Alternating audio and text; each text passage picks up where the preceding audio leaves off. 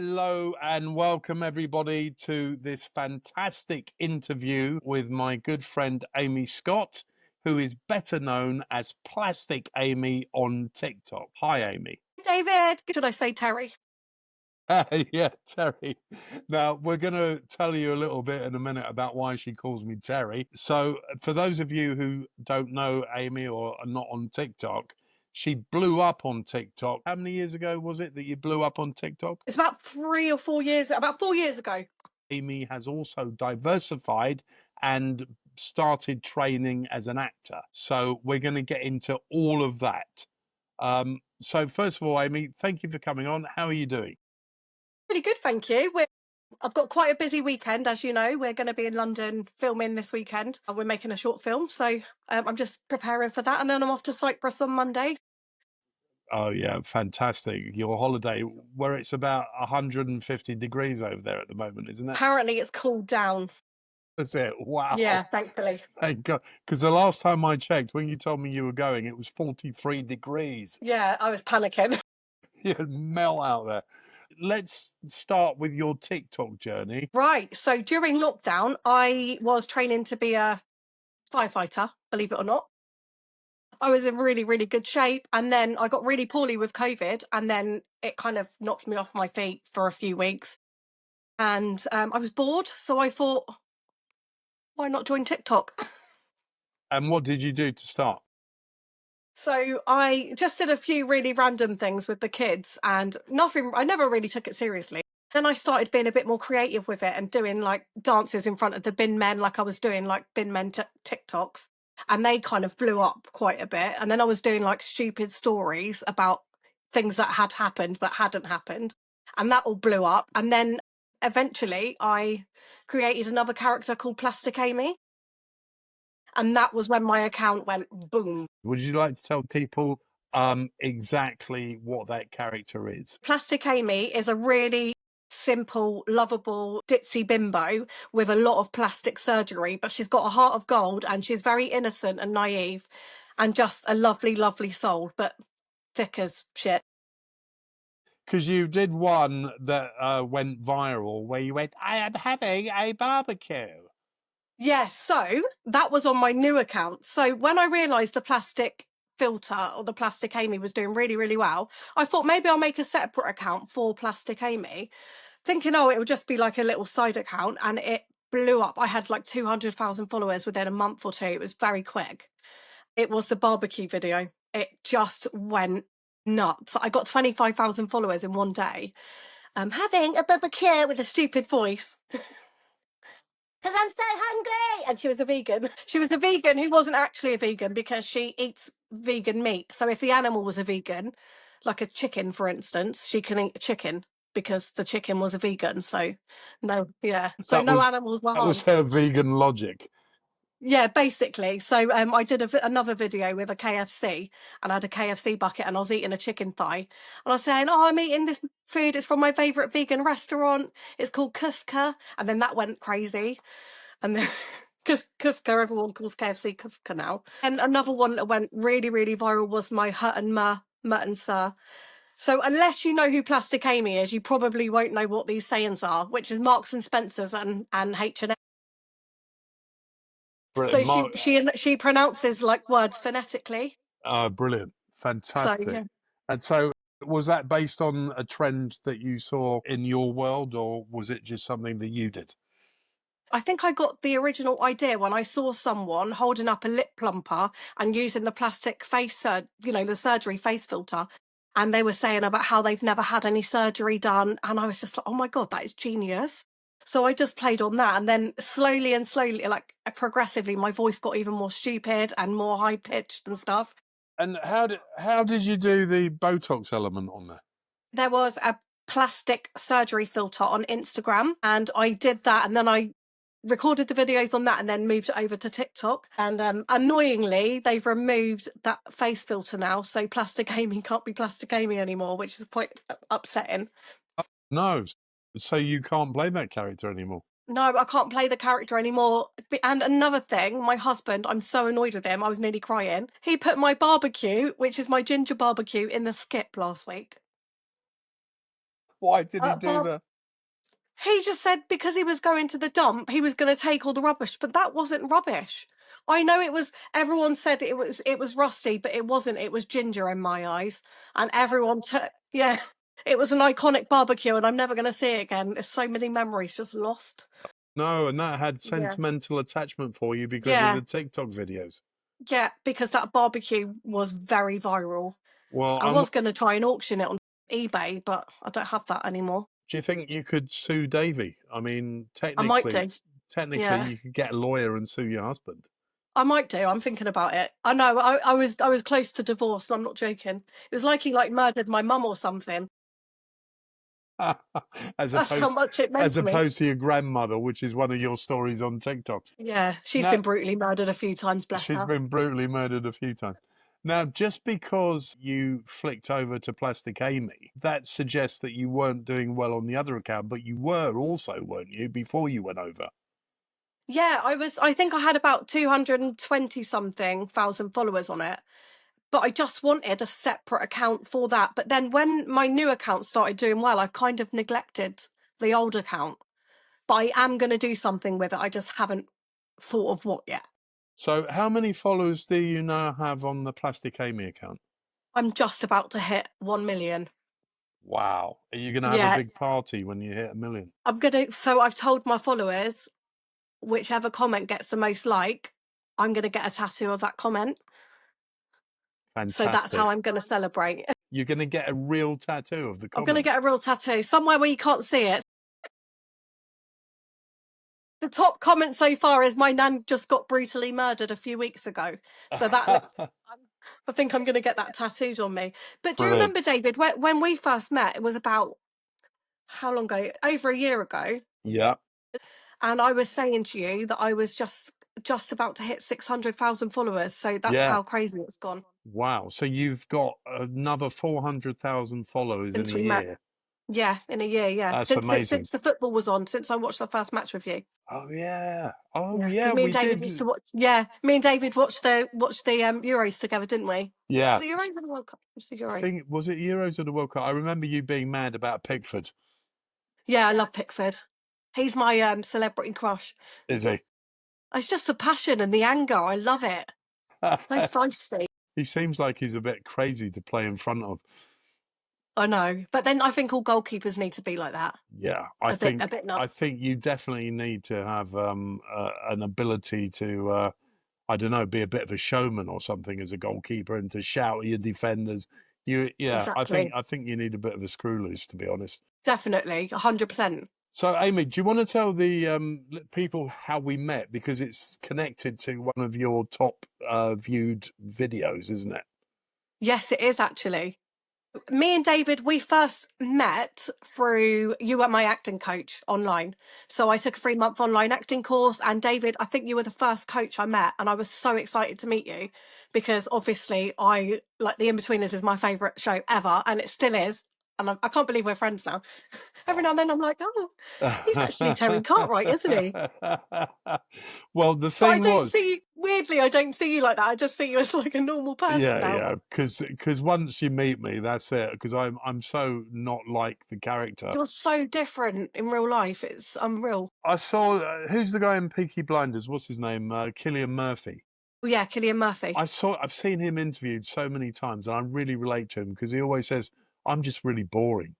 You know, You're not boring though. well, I always feel like I am. I sort of just feel like the characters I play are far more flamboyant than me. I'm just like a jobbing person. Yeah, but that's the funny thing about meeting you because you would expect that larger than life, Yeah, all right, and geezer actually, and all like that. yeah, yeah, but you're not like that in real life, and you're just like a normal person. Well, I was surrounded by people like that, like growing up, and also some of my relatives on my mum's side. So I just copied the way they were, you know. But Love it. deep down, I'm more like my dad. My dad was like a gentle soul, you know. Oh, really? I love that, and you are really lovely in real life as well. When you slipped into the conversation when we were introducing everybody on the online class that you did TikTok. And I Yes. remember really vividly looking at your TikTok videos during the class, which you're not really supposed to, and thinking these are absolutely brilliant. So in a very short space of time, I said to you, I'd love to do something with you, didn't I? Yeah. And then we created a little storyline between us, didn't we? And that really went viral, didn't it? Yeah, that was Yeah. unbelievable. So tell everybody what the story was. So the story was I was obsessed with Terry Cartwright, and I managed to convince him to meet me one day by pretending I was like a casting agent or a producer for a film. And then when I got into David's house, I confessed that I was basically obsessed with him and I wanted to marry him. And I did propose. And you were really, really freaked out. And then I started stalking you. And that first meeting that you proposed, wasn't it? It was on the first meeting, yeah, I proposed, and you were like, "What the hell is this lunatic?" And you weren't playing a character; you were just being yourself, and I was just being like the Looney Yeah. Tune bin woman. And then yeah, I ended up becoming obsessed with you, and I didn't refer to you as David; I referred to you as Terry, as we mentioned earlier. I still call you Terry sometimes. Yeah. And then I ended up having you committed to a Yes, so mental health institution. yes, so And and then I escaped it, didn't I? yeah, and what did you do when you escaped? So when I escaped the mental institution, I did a dance outside David's house that got 33 million views. Wow. And I was like, 33 million. my highest viewed video to date, yeah. And it was just me basically saying, dance if you've just escaped from a mental institution. And I did this stupid dance right outside your house. And then, oh, I had a megaphone. Your megaphone, yeah. I had a megaphone and I was serenading you to Ed Sheeran outside your house. And then all the neighbours were opening the windows and I was dressed up like a complete psychopath. I think some of my neighbours were ready to call the police, actually. And who else liked that video? Michael Barrymore. Michael Barrymore. Yeah. So he reposted it as well. Wow. So do you think that helped get it up to 33 million views? I actually don't, but I did have a lot of people comment on it That saying, "Oh, Michael Barrymore reposted it," and I was like, "Did he?" And then I went and clicked on his account, and he started following me. So I was like, wow. So you and Michael Barrymore are TikTok pals, basically. "We're TikTok pals." I've DM'd him a couple of times. He's DM'd me a couple of times, so What we've has he got a said? little bit of What did he banter. say to you in the DM? Well, he just said he thinks I'm really funny, and he would hopes he meets me one day. How lovely. Because he's got about 3 million followers, isn't he? Yeah, I think more. But the thing is, when I've got icons like you and Michael Barrymore in my DMs, I'm just like, I can't believe I pinch myself sometimes. Did you expect TikTok to go like this? No, I didn't. Especially this year, it's just really gone, hasn't it? It's really blown up. I think it was only a few weeks ago I was celebrating hitting 900,000, and it's Wow. just spiraling. I don't know why. What's And tell going me, on? what's changed now that your following has exploded? I'm not actually sure, to be honest. I think it's just like a big snowball, and I'm doing more and more storylines. So I'm keeping my storylines quite fresh. I keep coming up with ideas, which is one thing you have to do. Otherwise, the audience gets bored. Yeah. My Is it? story, my brain is quite creative, and I think of like new things all of the time. So I guess I'm just trying to keep Well, up with the traction. I'll tell you one thing that's changed. You've now got an agent. I do have an agent. Yes, that's Would you true. tell us about that? So I got DM'd a few weeks ago. Someone saying they would love to represent me, and it's a family agent. So obviously they love my boys Humphrey and Jeffrey as well, who are involved in a lot of my TikToks. So we are now like a family influencer. I don't really like that word, but I guess so. Well, I, you I are an see my influencer. page not. I kind of see it more as a comedian, actor, rather than influencer. So do you think you always wanted to be an actor? When I was a kid, I used to make up scenarios like in the bath and pretending like someone was in the bath and I was having a conversation. It was really odd, but I used to always see myself in situations and how would I act this and stuff as a child. I never ever thought I would grow up and have the opportunity to do it. I've never been that person that's believed in myself, and I've had a lot of imposter syndrome. Even now, I get imposter syndrome. I don't ever believe that, I guess, I'm good enough to do anything. Yeah, you'll find a lot of actors talk about imposter syndrome. I know Kathy Tyson quite well. I did a play with her some years ago, and she did a film many years ago called Mona Lisa with Bob Hoskins. And that film launched her to international stardom. Wow. And she almost ruined her career because she couldn't handle it. She Yeah, didn't, because yeah, exactly as you're saying, the imposter syndrome.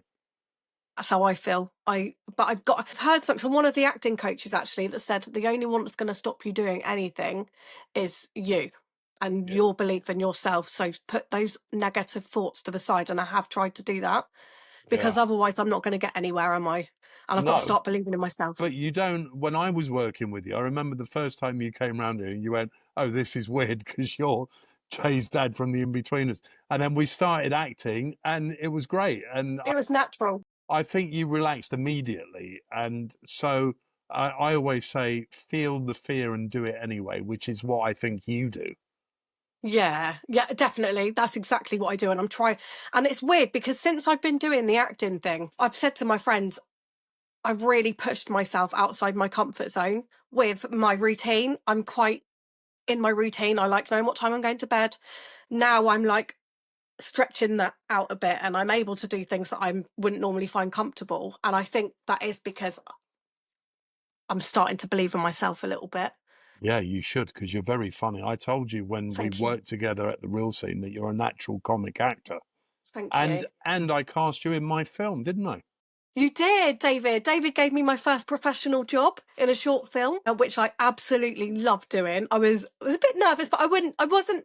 I try not to think about being nervous and think about what the character is, and I don't try to get inside my head too much. So it's a film called Cam Girl, which I was commissioned by a lovely lady called Leanne Cloudy to write and direct.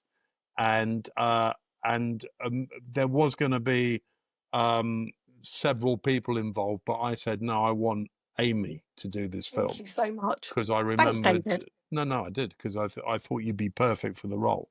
So and the first day's filming was at the Piano Bar in Smithfield's Market. So would you like to talk a little bit about how you felt on your first day on set there? Because it wasn't really a comedy, was it? No, it wasn't a comedy, and actually, weirdly, I like doing like non-comedy. I Yeah. actually enjoy it. I kind of like doing both. So it was really interesting to do something that I'm not necessarily used to. So I was being a supportive friend to a girl who was getting stalked.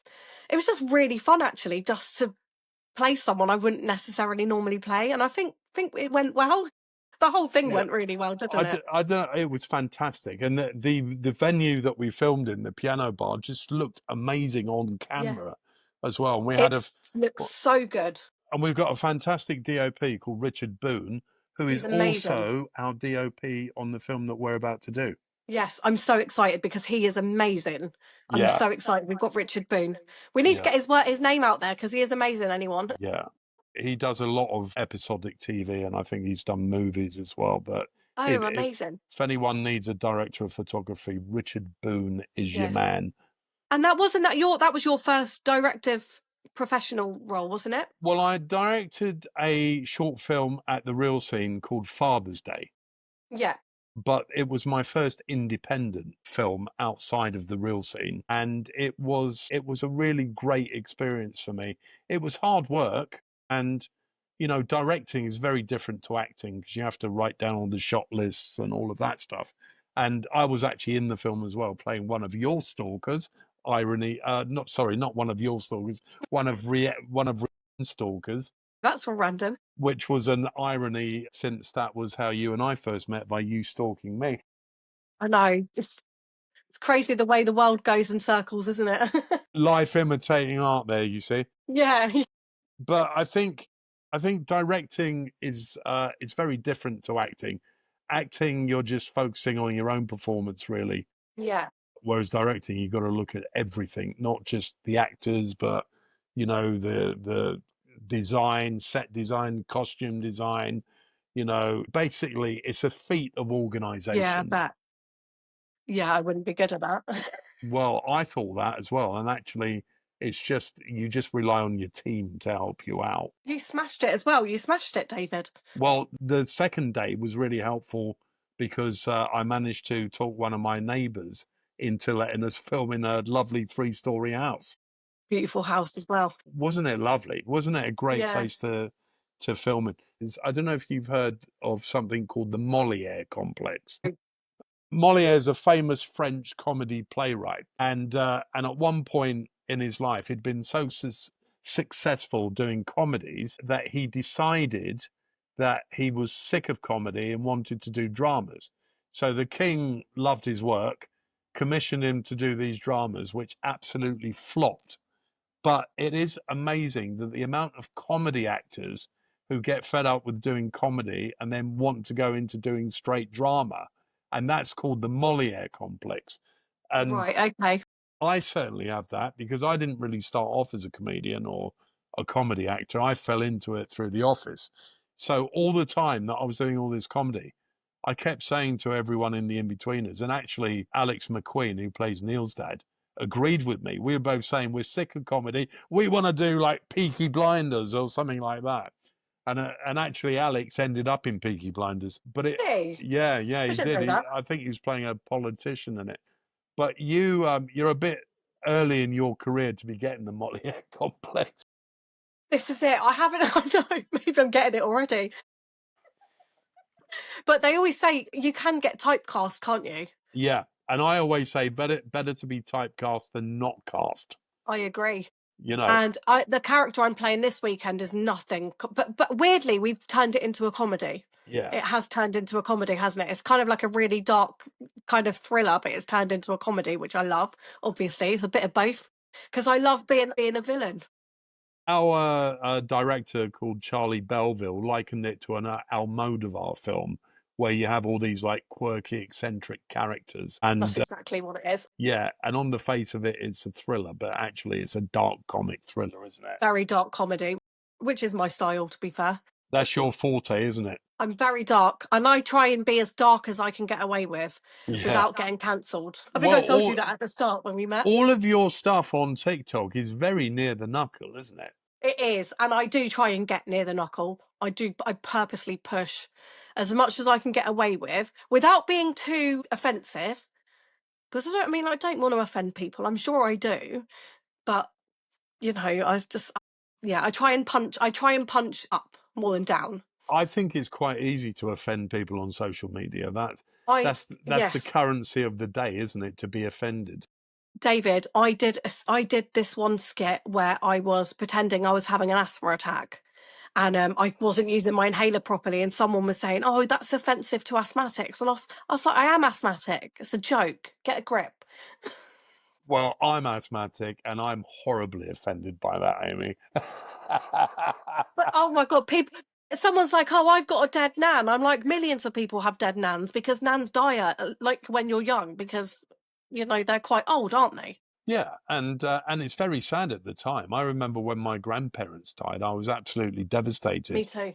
But Me as you too. get older, it's a bit akin to losing your cat, isn't it? It doesn't have It's okay, Yeah, maybe and not quite it like is that, but horrible. But like lots of people have dead nans, and like, I mean, including me. Well, no, I've yeah. got. Or do I? I can't remember. Well, I'm a stalwart of death now. I've lost half my family, so No, sorry. sorry, I shouldn't laugh. But it's that kind of near the knuckle humor that drew me to your stuff. Because didn't you have one where your son got run over and he was laying in front of a car, which I think you got a bit of flack for that.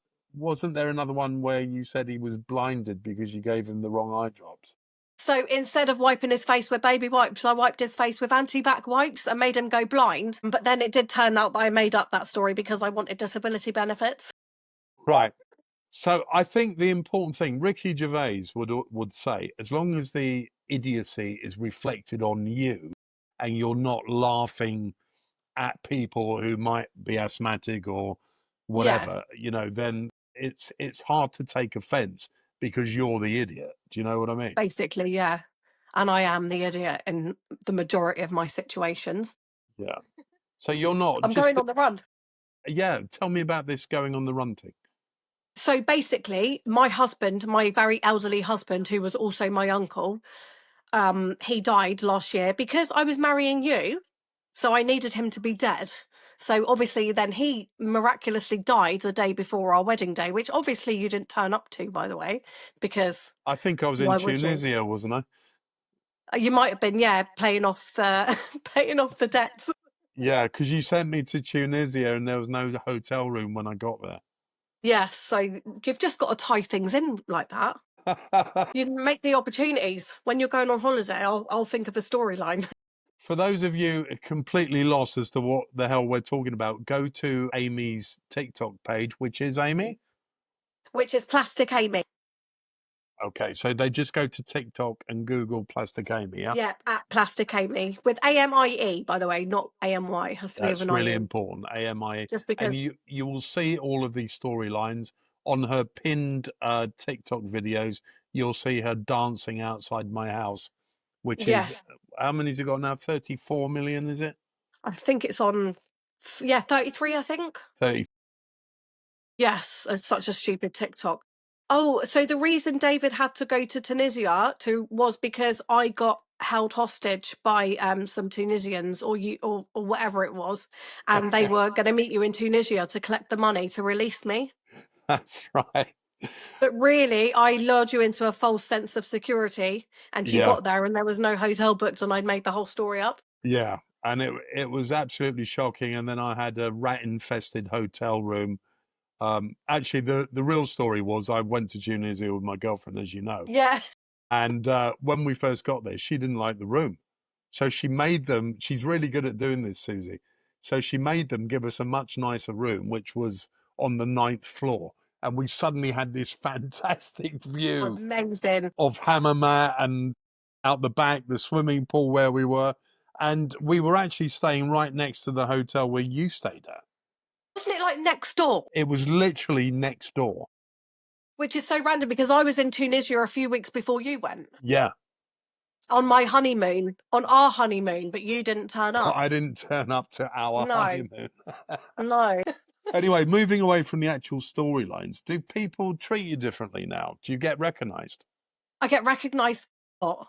So I went to Polton's Park and I was getting stopped to get like photos and stuff. I find really weird. People look at me funny sometimes and then like giggle and I'm like, oh, like, are they looking at me because my eyebrows are smudged or do they recognise me or what? When I first used to get recognized from the office, I used to wonder why people were staring at me. It used to make me paranoid. And Are then they saying that's how I feel? It's a weird feeling. yeah, you're never sure whether they're like glaring at you for psychotic reasons or whether they No, recognize you. it's weird you said that because that's how I feel. I get really paranoid. I'm like, what are they staring at? What have I done? And then I have to check my phone to see if my eyebrows are in place. Do they ask you to recite any of your phrases? Sometimes, yeah, especially back in the old plastic face days where I was like, barbecue. So I get shouted that when I'm in town or wherever I go out, I get shouted at barbecue a lot, or hut and How do I get you shouted. how do you find working on TikTok? Do you think it's a good platform to work on? Absolutely. It's a lot of effort. But do you know what? If I was working a 9 to 5 job 5 days a week and I was getting the same amount of money, obviously the 9 to 5 job is a lot more restrictive and harder. But creatively, it is really, really hard to sort of keep up with it. And there's days where you just feel deflated and you just don't want to do anything. But and then there are days where I just take off because of that. I'm like, no, my mental health's more important. I'm gonna have a bit of a break or whatever. But and then the storylines just come to you sometimes. I And get a do mental you block. Do you ever get that? yeah, all the time, Yeah, all the yeah, time. it's normal. Because I write as well, and sometimes you sit down to write, you spend 10 minutes, and then you go for a walk and have a coffee and cake, and then 4 hours later you come back and you feel inspired. It's Yes, I go it's or I sit in the bath. yeah, sit in the bath. Yeah, That yeah. helps. I find, I mean, I'm naturally quite a lazy person, so having to write and direct and do things like that, I'm constantly being taken out of my comfort zone. But This is it. I Yeah, suppose if this is how I feel. you don't do it, then you never push yourself, do you? Exactly. And actually, talking of that, me and you are we're talking about writing together, aren't we? We are. We are. Which we're going to push each other to do it. We're going to motivate each other. I've got some ideas based around some of the stuff we did on TikTok. So Yes. we'll talk about that. But yeah, I'd love to work with Amie. I think she's a very talented comedian. Thank you. So, just a little bit of a quick fire round here. Are there any other actors apart from me who you've already worked with now? Are there any other actors that you would like to work with? Do you know what? One of my favourite acting coaches, apart from you, that I met was Frank Harper. Oh yeah. I absolutely love Frank Harper. In fact, I was a bit, when I met you for the first time, I was a bit like, when I met Frank, I think he thought I was a bit of a weirdo.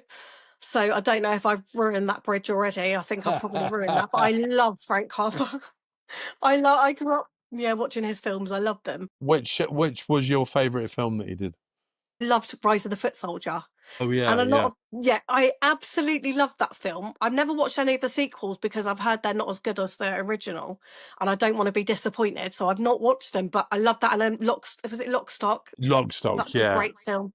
Where he's got the immortal lines, "Can everyone stop getting shot?" Yes. And that was one of the original viral lines, wasn't it, years ago? Yeah. Because he ended up doing a song and it went to #1. Do you Oh remember with the really? Casualty theme tune in the background? I don't know about that #1 song. I wonder if he got royalties from it. Probably. He's probably still living off them, isn't he? One of my idols is Ricky Gervais. I Oh think yeah. he's just incredible. Oh He's an yeah. icon. I mean, that would be like incredible, wouldn't it? Let's And face it. I think he's got a very similar sense of humour to you and I. That dark, Yes. Yes, I thing agree. when he's in Afterlife, where he's walking past the school, and the Well, kid that's one of calls my him favourite. a pedo, and he says, "If I was a pedo, I wouldn't be interested in you, you fat little ginger c word." Yeah, I know. That was one of my favourite bits. And I remember laughing my head off at that, because He's a there's genius. something about that you go, this is so wrong. You shouldn't be talking to kids like that. But That's what makes it great. that thing about wrong is where the humor resides, I think, a lot of times. Yeah. I think you've got to shock people a little bit to sort of get that reaction.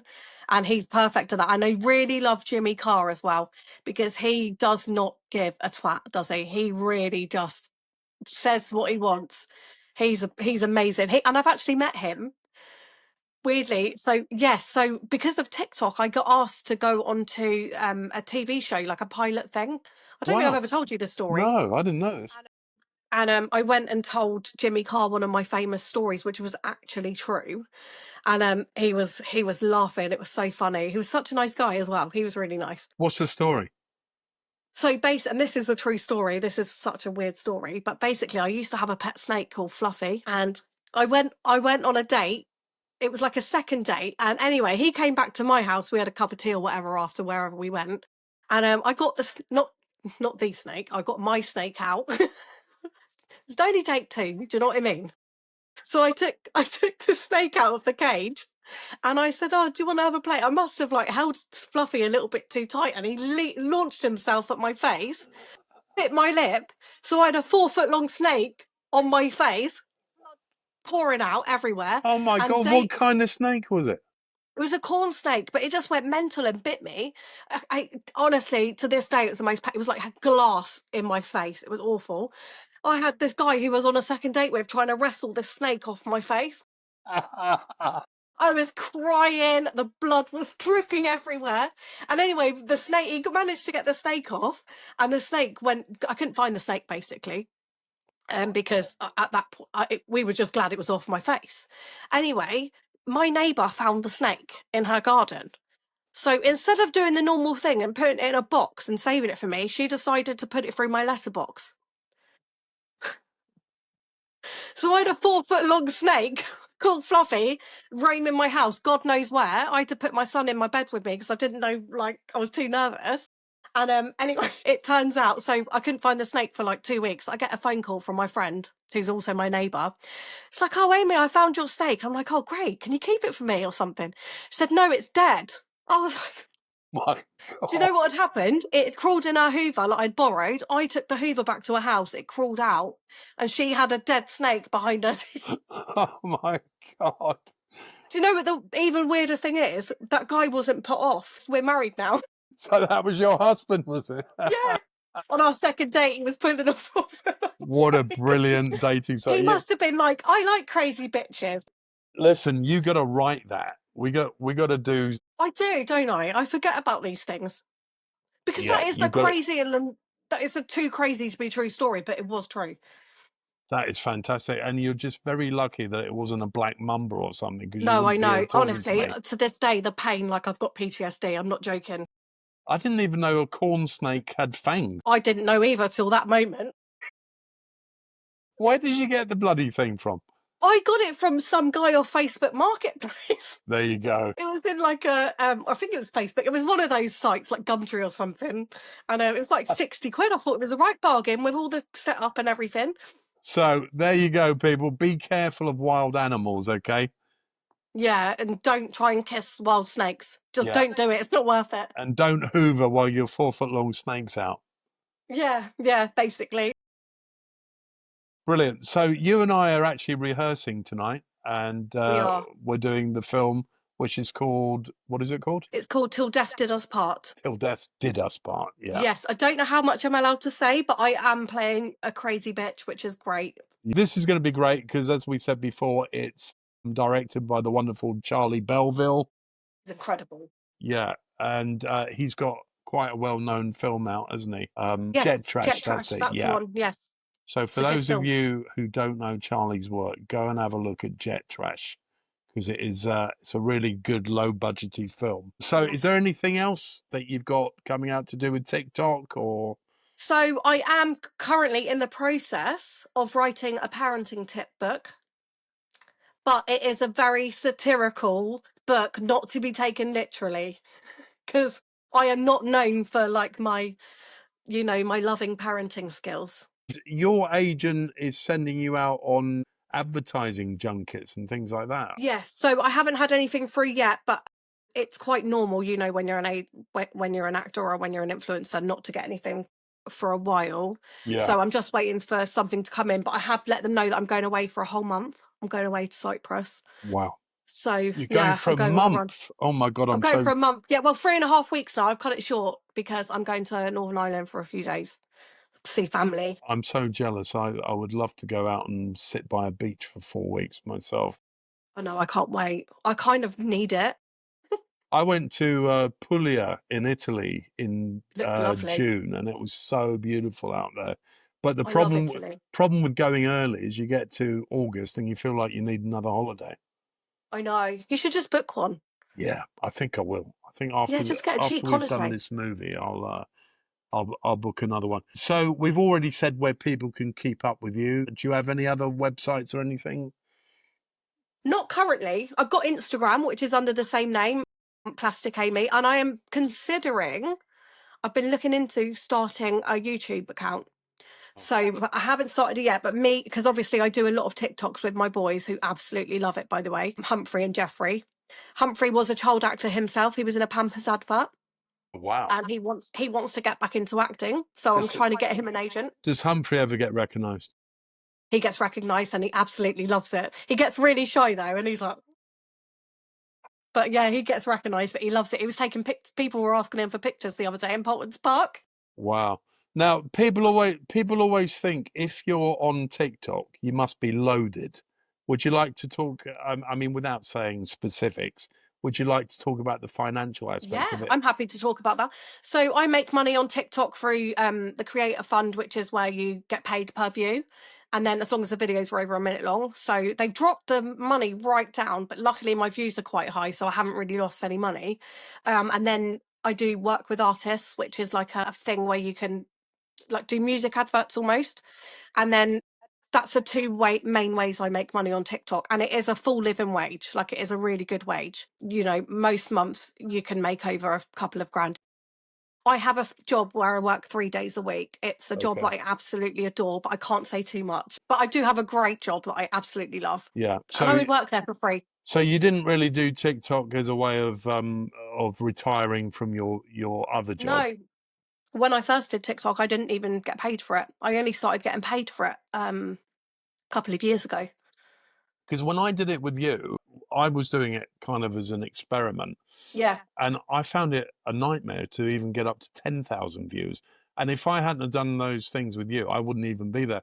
So I'm now stuck on 12,500 followers of my TikTok, and I've lost all motivation to do it. I know, it's really Yeah, because I've been plugging this podcast on there and doing like a life in my daily routine, and no one's interested. They're more interested in me doing stalking videos with you and stuff I like know it's that. so TikTok is such a weird place to be.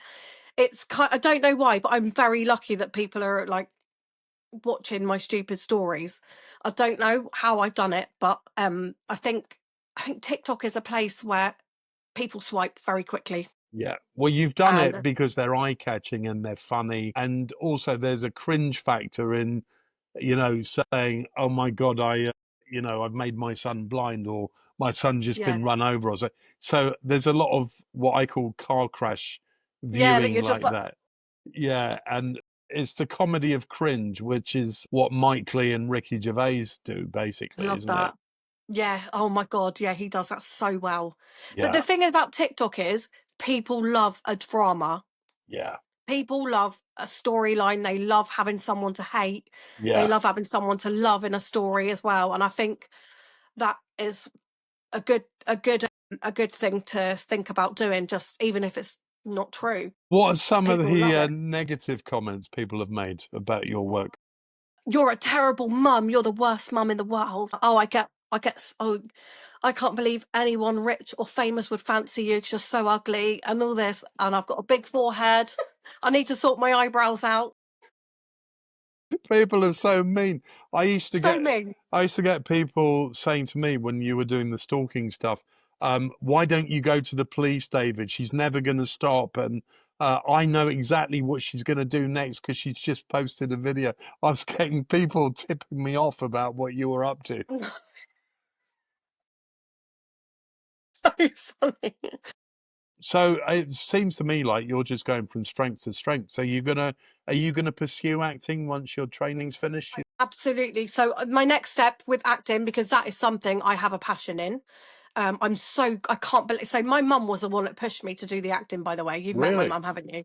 Yeah. So she was the one that said, "Amy, you've got something." But I would just think, "You're my mum. You're just saying that. You have to say that." But I thought, do you know what? I'll give it a try because obviously the TikToks are doing well. I'll give it a try, and I'm hoping it's going okay. I think if you write your own stuff, I think you are very castable. And you know, I, I've done a lot of work in the comedy world. I went up to Edinburgh and stuff like that. I could see you taking your own show up to Edinburgh and it really like Really? working up there. Yeah. If you did that Plastic Amy character in real life, people would love it. Okay. We Yeah. need to talk about this then. We need to talk about this. That's what I was going to suggest for our writing I project. love that. Yeah. No. Oh, that would be amazing. And thanks for having faith in me because if it wasn't for people like you, I probably wouldn't have got this far, as in believing in myself. Well, you were already on the acting course, so you already found the acting. All I've done is recognize your talent, which I But it's think, a compliment. well, I like to work with good people and people who make me laugh and nice people as well. Because Yeah, I true. don't want to embarrass her, but Amy is actually a really lovely woman as well. Well, thank you. Yeah, I'm yeah. But I was going to talk a bit about that. Do you have ADHD, yes. So I've been seeing a psychotherapist about this. So I have classic type 1 ADHD where I'm like hyperactive. And you'll notice as well, and you probably have noticed this, when I get tired, I get really hyper. Really, really hyper and like but the good thing about it is that I hyper focus and I put a lot of effort into things that I find important. So like my acting, I will hyper focus on the script, I'll hyper focus on everything because I find it enjoyable. I will put my all into it. It's like my other job. I'm like it with that as well. Yeah. And I'm unmedicated as well, which is great. Well, because I've always had a suspicion I've got it because I used to get a lot of anxiety when I was younger, and I couldn't concentrate for very long, and that hyper focusing thing, and Yeah. non-stop talking. I used to do that. So whether I've had it or not, I've never been tested for it, but I think I've found a way of managing it over the years. Yeah. Which is what I've done. Yeah. So how do you manage it, and what else do you do to look after yourself? So I've been to see a psychotherapist who's incredible. And she teaches me what makes me stress. So what's making me feel overstimulated. So now I know that I can't wear tight jeans because I makes me feel rage. Really? So I always wear my jeans in a size bigger. Yeah, so I always buy a size bigger, so they're a bit loose, but they don't make me stressed. The sun shining in my eyes makes me full of rage. Too much noise, so I just take myself off to a quiet room. If I'm feeling a bit overstimulated, I'll go off on my own and have a little bit of downtime. But Right. things like that have really helped. So the concentrating thing, I've got like fidget toys. At work, I'm allowed to colour in meetings. Are you? So yeah, my boss has got ADHD, and she's like a specialist in it as well. So Yeah. she was giving me tips as well. So I'm allowed to colour in, and when I colour in it's weird. When I'm colouring, I focus on what's being said. How interesting. It's really odd. I can't tell you, but I'm taking it all in, and then I'll put my hand up and speak, and it looks like I'm not listening because I'm colouring in, but I've taken it all in. Do they So know strange. why? What is it about colouring that allows you to focus? Do they know why? I think it's because I'm so focused on what I'm drawing. I don't know what it is, but it just takes my mind off the nothingness and the Maybe boringness. it acts as a displacement activity. So instead of like channeling all your energy and becoming hyper focused, it allows you to displace some of it and then you can focus in a less intense way, maybe. I don't know. Yes, yeah, yeah. It's odd. I don't know how it works, but it really does. Yeah. So I'm just Well, like I doing my colouring. because I know when I first started working with you, you were quite hyper. Yeah. And I've noticed that that's calmed down a lot since Yes. you've been doing more projects. And on the film where I worked with you and Rianne, I thought you'd really managed it really well. Really, because I Yeah. went home and I was like, oh God, I hope I wasn't too hyper today. No, I don't think you were at all. I thought Okay, you that's good. Thank you for that. were very focused, actually. Thank you. But as I said, because when it's something I love and I enjoy, I'm going to put all my energy into that. Yeah. But what the hardest thing for me is sitting in between for a few hours, like, what do I Yeah. do with myself? I'm like, Yeah. "Arr." Yeah. Yeah. So, But the weird thing is, when I had a break, I was looking for holidays. That's what I was doing.